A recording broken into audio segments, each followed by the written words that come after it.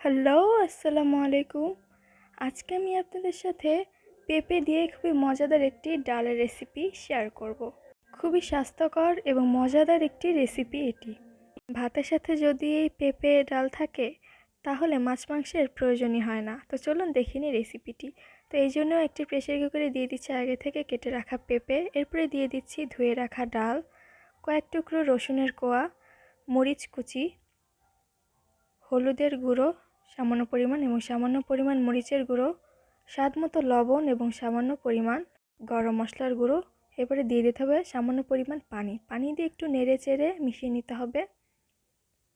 এরপরে আর একটু বেশি পরিমাণ পানি দিয়ে দিতে হবে, পানি দিয়ে আবার নেড়ে চেড়ে নিতে হবে। এরপরে দিয়ে দিতে হবে আদা রসুন জিরে বাটা। আদা রসুন জিরে বাটা দিয়ে দেওয়ার পর আবার নেড়ে চেড়ে মিশিয়ে নিতে হবে। নেড়ে চেড়ে ঢাকনা দিয়ে ঢেকে রাখতে হবে 3টা সিটি দেওয়া পর্যন্ত। 3টে সিটি দিলে ঢাকনা তুলে নিয়ে আবার একটু নেড়ে চেড়ে নিতে হবে। 4-5 মিনিট জাল করে নিতে হবে। এবারে বাগারের জন্য একটি পাতিলে দিয়ে দিচ্ছি সামান্য পরিমাণ রান্নার তেল। তেল গরম হলে দিয়ে দিতে হবে পেঁয়াজ কুচি।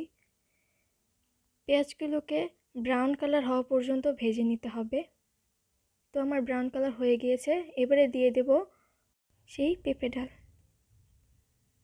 পেঁপে ডাল দিয়ে আবার 5-6 মিনিট জাল করে নিতে হবে।